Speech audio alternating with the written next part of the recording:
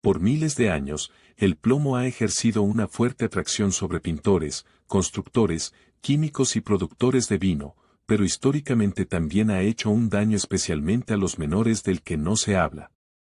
Pese a que fue vetado en la gasolina, tu auto todavía contiene varios kilogramos de esta sustancia.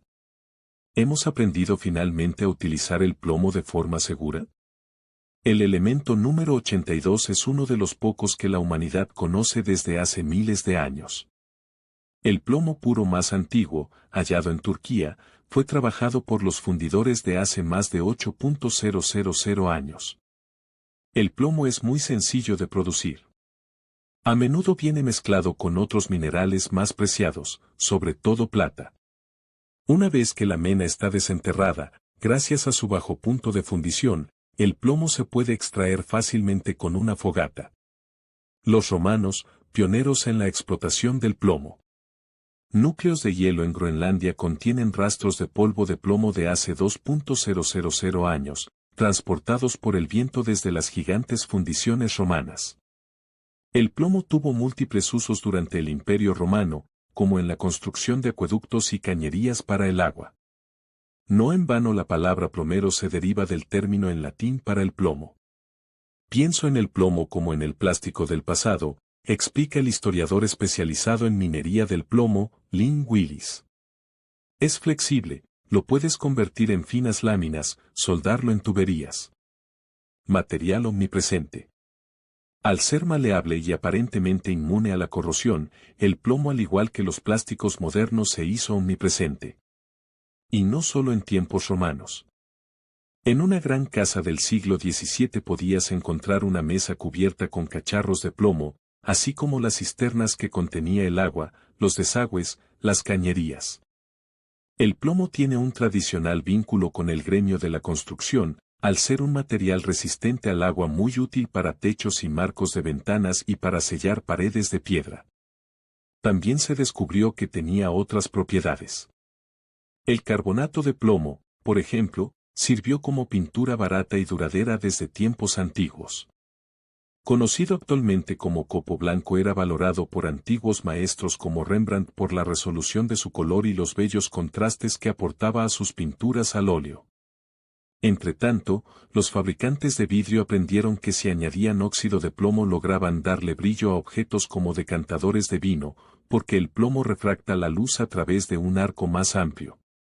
Dulce pero peligroso.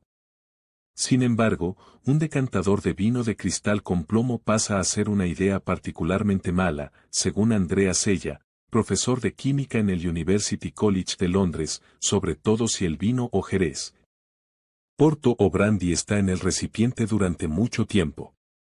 El plomo se disuelve lentamente en el vino. Lo llamativo es que obtienes un componente que se empezó a conocer como el azúcar del plomo. Este componente, acetato de plomo, no solo se parece al azúcar, sino que tiene un sabor intensamente dulce, explica el profesor Sella. Una de las cosas curiosas es que la bebida que pones en tu decantador gradualmente se va haciendo más dulce, pero el plomo, por supuesto, también es tóxico. Una vez dentro del cuerpo, interfiere con la propagación de señales a través del sistema nervioso central y se abre camino hacia las enzimas, perturbando su papel en el procesamiento de elementos nutritivos como el zinc, el hierro y el calcio. Y así, la historia está repleta de ejemplos de personas que, a menudo sin saberlo, realzan el sabor de sus bebidas con plomo, con consecuencias horribles para la salud de los consumidores. La gota, un sello de la nobleza inglesa en el siglo XVIII, puede ser causada por el envenenamiento por plomo. Esta enfermedad inducida por el plomo también fue muy familiar para los romanos. Ellos la asociaban con el lúgubre dios Saturno, que se comió a sus propios hijos. La conexión era acertada. Una exposición crónica al plomo causa depresión, dolores de cabeza, agresividad y pérdida de memoria. También puede causar esterilidad y algunos sugieren que esto explica el fracaso común de los aristócratas romanos, como César Augusto, a la hora de producir un heredero natural. ¿Causa del fin del Imperio Romano? Los romanos pudieron ser envenenados por el plomo presente en las cañerías, o también por su presencia en monedas, cazuelas y platos, así como en pinturas y cosméticos. Sin embargo, la fuente más probable fue una vez más el vino, especialmente un edulcorante y conservante que los romanos llamaban sapa. ¿Ayudó el envenenamiento por plomo a destruir al Imperio Romano? Los romanos servían jugo de uvas en cazuelas de plomo para extender la vida de los vinos. ¿Por qué cazuelas de plomo? Según el productor de vino Columella, los recipientes de bronce sueltan polvo de cobre, que tiene un sabor desagradable. El resultado es claro si se analizan los huesos en antiguos cementerios romanos. Se observa que contienen niveles de plomo 3 veces más altos que el límite moderno de seguridad recomendado por la Organización Mundial de la Salud. La pregunta de si esto contribuyó a la aparente locura de emperadores como Calígula o Nerón y al eventual colapso del imperio sigue siendo tema de debate entre académicos clásicos. Plomo en las fábricas y en nuestros autos. La revolución industrial siglos XVIII y XIX dio lugar a una nueva oleada de envenenamiento por plomo mucho más grande que cualquier hecho sucedido en los tiempos antiguos. Esta vez fueron las clases trabajadoras más que los aristócratas quienes soportaron la carga. Los trabajadores de las minas de plomo de Derbyshire, Reino Unido, por ejemplo, tenían a menudo una línea negra en sus encías. Al parecer causada por la reacción química entre el plomo en la sangre y el sulfuro liberado por las bacterias en la boca, después de que comieran cierto tipo de alimentos, huevos incluidos. Los más afectados fueron los empleados en fundiciones o fábricas de pinturas basadas en plomo, que se hallaron rodeados diariamente por los gases emanados por el plomo. Dado que el envenenamiento por plomo ha estado presente por tanto tiempo, se puede decir que las acciones del químico Thomas Migley fueron temerarias hasta el extremo. Él fue el hombre que puso plomo en la gasolina. En 1921, como brillante joven químico de la automotriz General Motors, descubrió que al añadir el componente tetraetílico derivado del plomo los motores funcionaban de forma más eficiente, eliminando el golpeteo incontrolable de los primeros autos de motor. El producto se comercializó con el inocente nombre de etilo, cuando fue retado por los peligros del contenido de plomo. Migley convocó una rueda de prensa en la que roció sus manos con el elemento químico y respiró su vapor durante todo un minuto, alegando que podría hacer lo mismo cada día sin sufrir efectos nocivos. La planta de etilo de GM en Nueva Jersey tuvo que cerrar después de que varios trabajadores se volvieran locos y algunos murieran. La prensa rebautizó el etilo con el nombre de gas lunático. Un legado trágico.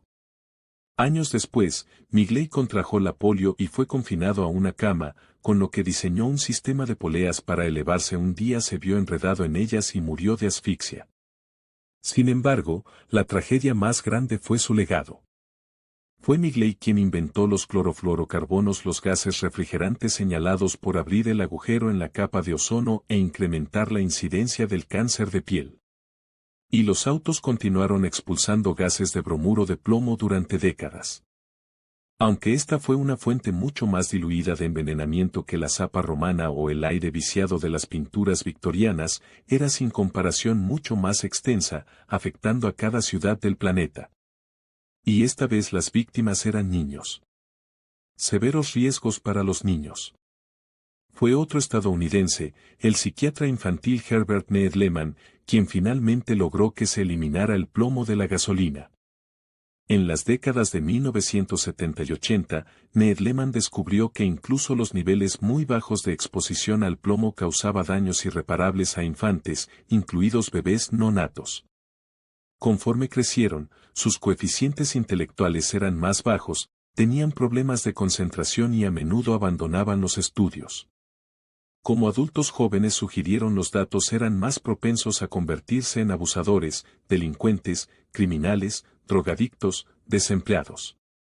Needleman concluyó que el plomo había debilitado permanentemente su capacidad de resistir a impulsos arriesgados. En gran parte gracias al trabajo de Needleman, Estados Unidos empezó a eliminar gradualmente el tetraetilo de plomo en 1975, y la mayor parte del mundo siguió el ejemplo. Aún así, solo ahora se empieza a conocer la posible escala del daño causado por el envenenamiento por plomo. Larga campaña contra el plomo en el ambiente. La campaña para eliminar el plomo del entorno continúa. Ned Lehman alegó que la pintura con plomo es una fuente de envenenamiento casi tan grande como la gasolina en el mundo moderno. Todas las pinturas, incluso las duraderas basadas en plomo, tienden a desmenuzarse. Pero al ser un elemento químico, el plomo nunca se descompone ni desaparece. Al contrario, el polvo se puede inhalar o los copos de sabor dulce pueden ser consumidos por un bebé curioso. Todavía se puede encontrar plomo en muchos elementos de nuestra vida diaria, pero el uso más grande, irónicamente, está todavía en tu auto. Casi el 90% del plomo se usa para fabricar baterías. Baterías seguras y selladas. Algunas de ellas están en hospitales o en teléfonos celulares para aportar energía adicional en caso de que haya algún fallo en la red eléctrica, pero la mayoría de ellas se usan para arrancar los autos cada mañana. Incluso autos híbridos o completamente eléctricos contienen una batería ácida de plomo que complementa a la principal de litio o híbrida de metal. Y ahora las buenas noticias: a diferencia de una lata de gasolina con plomo, una batería con plomo es una unidad sellada. El plomo nunca se escapa. Y esto permanece así incluso al final de la vida de la batería. El plomo tiene la tasa de reciclaje más alta de cualquier metal, señala Andy Buch, jefe de la Asociación Internacional del Plomo. La tasa de reciclaje en Europa y Estados Unidos para las baterías es del 99%. Más allá de las baterías selladas, el plomo sigue presente en nuestras vidas, en algunas cañerías viejas y en viejas capas de pintura del hogar. O incluso en la gasolina de países como Irak, Yemen, Birmania y Corea del Norte, siguen usando gasolina con plomo. En algunos lugares, como en la británica región de Derbyshire, encontró su camino de vuelta a la tierra. Allí continuará hasta que alguien lo limpie.